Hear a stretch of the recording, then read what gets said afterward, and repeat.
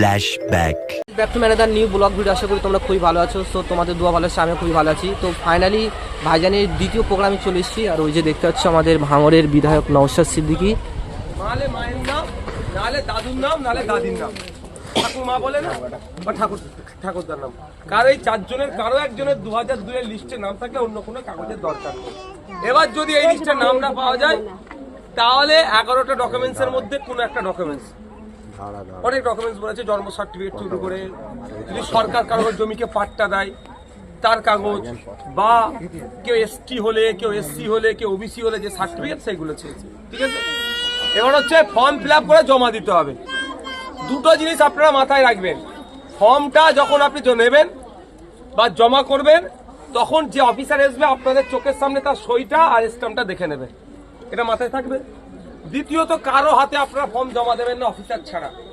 অনেকে বলতে পারেন গিয়ে আমি জমা দিয়ে দেবো, নিয়ে গিয়ে জমা দিলে কি ডাস্টবিনে ফেলে দিলে আপনি জানবেন কি করে? তাহলে আপনার বাড়ির সামনে অফিসার একবার নয় 3বার একাধিকবার আসবে। সো ফাইনালি চলে এসেছি দ্বিতীয় প্রোগ্রামে। আর পিছনে আছে ভাঙড়ের বিধায়ক নওশাদ সিদ্দিকী ভাইজান। তোমরা দেখো পিছনে কিন্তু ফাইনালি আর প্রচুর একটা লোক। আমাদের পিছনে কিন্তু নওশাদ সিদ্দিকী ভাইজান আছেন। তো আর এসব ভাইরা দেখো দাঁড়িয়ে আছে।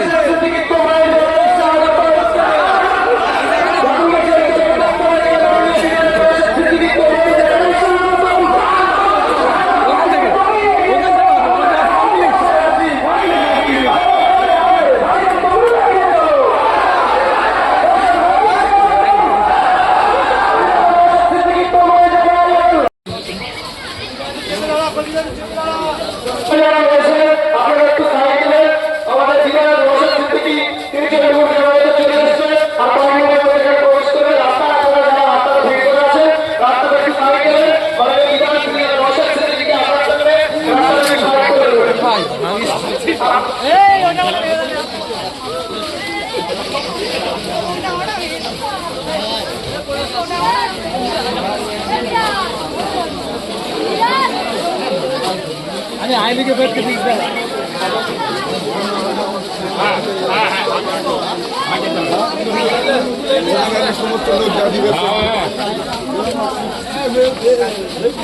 জায়গা সব চলবে না,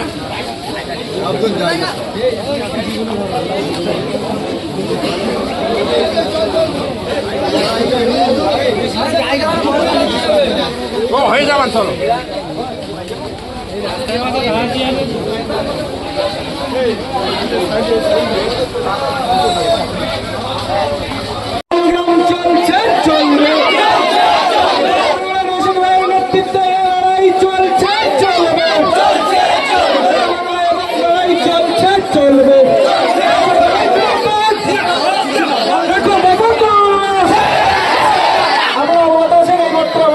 উপস্থিত হয়েছে নওশাদ সিদ্দিকী মহাশয়।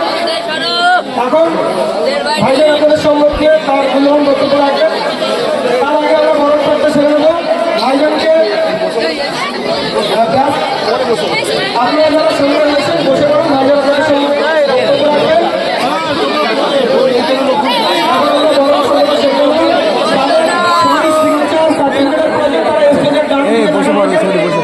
আমি তো একটু দেখবো না, এগুলো দেবো আমাদের কথা আছে সার্টিফিকেটের দরকার। আপনার স্কুলের কাল থেকে দেখা করবেন। ভাইজান এখন আপনাদের সঙ্গে বক্তব্য রাখবেন। তার আগে আমরা বরণ করবো। এখন ভাইজানকে ব্যাস করিয়ে বরণ করে নেবেন এই যে চণ্ডীপুর বুথের সম্পাদক ওহিদুল গাজী। ভাইজানকে ব্যাস করিয়ে বরণ করে নিচ্ছে। ওহিদুল ভাইকে বলবেন ভাইজানকে ব্যাস করিয়ে বরণ করে নিচ্ছে। ভাইজান জিন্দাবাদ, নওশাদ ভাই জিন্দাবাদ,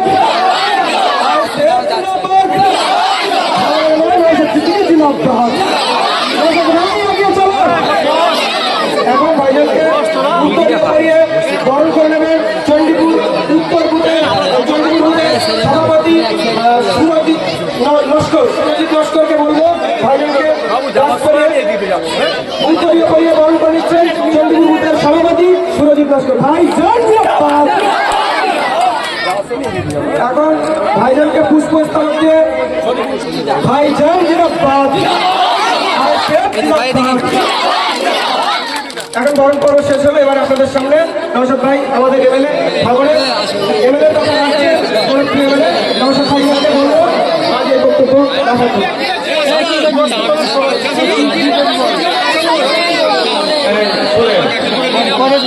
আস্তে আস্তে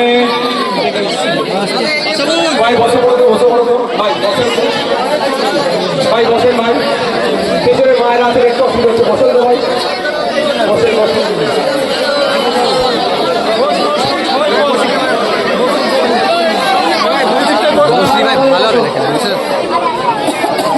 ভাই আমার একটু বসেন।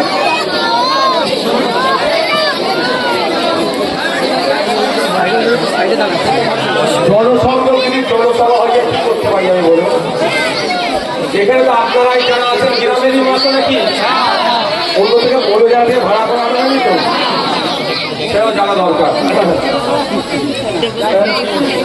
ঠিক আছে, আমি একজন বিধায়ক হিসাবে আজকে এখানে পৌঁছেছি। বাবা, আমি বিধায়ক হিসাবে একজন এখানে এসেছি। প্রথম আমার কাজ কি, আপনি যে জনসংযোগে কেন আসি, আপনাদের সমস্যাগুলো শুনবো, সেটা সমাধান করব। তৎক্ষণিক যদি সমাধান করতে পারি ভালো, নাহলে কোন রাস্তায় গেলে সমাধান করা যায় সে রাস্তা বলবো। অন্যথায় আপনাদের সমস্যাগুলো আমি লিখে রাখি, লিখে নিয়ে যাই, এক্সপার্টদেরকে দিয়ে জানিয়ে ভেরিফাই করে আবার ফোন করে সব কোথায় গেলে এটা সমাধান হবে সেটা বলি। সেই কাজে আজকে আমি এসেছি। আমার এখানে সমাধানের জন্য, আমার এখানে অভিযোগ জানানোর জন্য যে কোনো মানুষ ভাঙড়ে আসতে পারে। সে তৃণমূল করতে পারে, বিজেপি করতে পারে, কংগ্রেস, সিপিএম, নির্দল, আমার কঠোর সমালোচক যদি আমার কাছে আসে, আমি একজন বিধায়ক হিসাবে তাকে আমি পরিষেবা দিতে বদ্ধপরিকর, আমাকে দিতেই হবে, আমার এর থেকে যেটা প্রয়োজন। এখন আপনারা মাইক দেখলাম বিশাল লাগিয়ে দিয়েছেন, বাচ্চাগুলো একটু সাবধানে রাখবেন।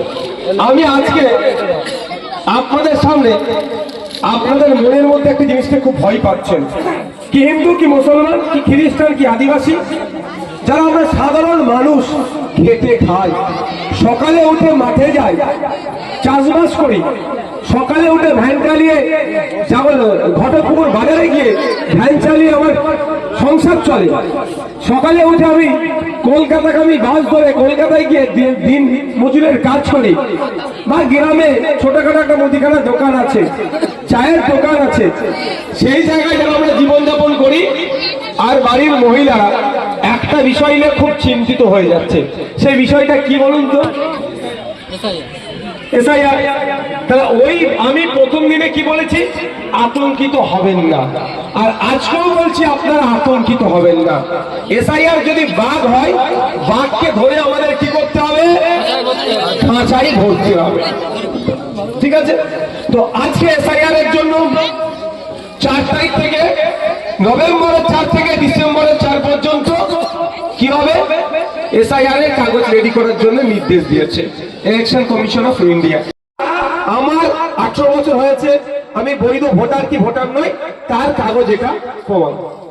এটা একটা কাগজ দেখতে পাচ্ছেন, ফর্ম, এটা বাড়িতে যখন আসবে আপনারা 2 কপি করে জেরক্স করে দেবেন। দেখা যায় না, দেখা যায় অরিজিনাল দুটোকে সাইডে রেখে যে জেরক্সের উপরে আপনারা কি করবেন, যেটা আজকে বলে যাবো সেটা আপনারা প্র্যাকটিস করে নেবেন। প্র্যাকটিস করে যখন হাতটা পাঠিয়ে পেকে যাবে, মানে কি ঠিকঠাক করে যখন হয়ে যাবে, তখন অরিজিনালের উপরে লিখবেন। ঠিক আছে, এবার আপনারা কি করবেন, আপনার বাড়িতে তো এসে গেল কাগজ। আমি এই ফর্মটাকে 4টে পার্ট হিসাবে ভাগ করেছি, আমি নিজে থেকে সহজে বোঝাবার জন্য এই ফর্মকে 4টে পার্টে ভাগ করেছি। একদম উপরে দেখা যাচ্ছে, দেখেছেন, বাম দিক থেকে দেখুন, এখানে election commission of India symbol, তাই তো এখানটা দেখা যাচ্ছে তো। তারপরে এখানে কি লিখে আছে, ভারতীয় নির্বাচন কমিশন, তারপরে গণনা ফর্ম, তার নিচে আপনার বুথের যিনি বুথ লেভেল অফিসার, যাকে বলা হয় BLO, তার নাম আর ফোন নাম্বারও দেওয়া থাকবে প্রতিটা ফর্মের উপরে। এবার অলরেডি আপনাদের এখানে বুথে তো পাঠিয়ে দিয়েছো, এই বুথের BLO কে পাঠিয়ে দেওয়া হয়েছে, সেটা ইলেকশন কমিশন অফ ইন্ডিয়ার প্রমাণ। আর যে ফর্ম যে হবে সেটা মিলিয়ে দেখে নেবে ওই লোকটা এসছে কি আসেনি। কারণ আমি তৃণমূলের বন্ধুদের খুব ভয় খাই, কারণ এই তৃণমূলের বন্ধুরা বাপ বেঁচে আছে, মাকে বিধবা দেখিয়ে অর্থাৎ জেন্দা অবস্থায় বাপকে মৃত দেখিয়ে ভাতা তুলে এরা খায়। আমি খুব ভয় পাই। ইলেকশন কমিশন অফ ইন্ডিয়া যে অফিসারকে পাঠাচ্ছে তার পরিবর্তে প্রক্সি অন্য কাউকে পাঠিয়ে দিতে পারে, তাহলে আমাকে প্রমাণ করতে হবে, তাই না? দ্বিতীয়ত কি, তাহলে আপনারা প্রমাণ প্রথম করে নিলেন ওই লোকটাই কি লোকটা নয়। আপনার বিস্তারিত ডিটেলসটা আপনারা নিয়ে রাখবেন।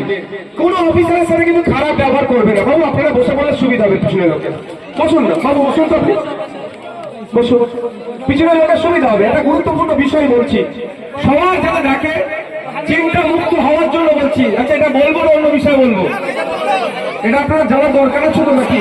তাহলে একটু শোনার জন্য তো ভাই একটু বসেন না, আপনারা যারা আছেন বসে পড়ুন, বসে পড়ুন, পিছনে লোককে রেখে দিন, একটু সুবিধা করে দিন পিছনে লোকে। বাবা মা তোমরা বসে পড়ো, মা মা বসে পড়ো। তাহলে যে আসবে তার নাম, ফোন নাম্বার, কোথা থেকে কোথা থেকে চাকরি করে তার বিস্তারিতটা আপনারা নিয়ে রাখবেন। আর ফর্মটা উনি দিয়ে আপনাদের চলে যাবে।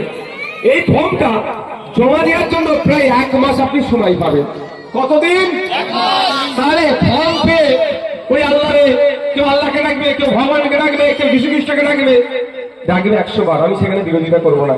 কিন্তু এই ফর্মের জন্য আতঙ্কিত হবেন না। কি বলছি বুঝতে পেরেছেন? 1 মাস সময় পাবেন, জেরক্স করে ওখানে আপনি প্র্যাকটিস করুন। এবার আপনার ফর্ম আপনি বুঝতে পারবেন। এটা আপনাদের বাম দিক তো, বাম দিকের ঘরে আপনার নাম, আপনার এপিক নাম্বার দিয়ে আপনার পুরো ঠিকানা লেখা থাকবে এই জায়গায়, এই ঘরটাতে।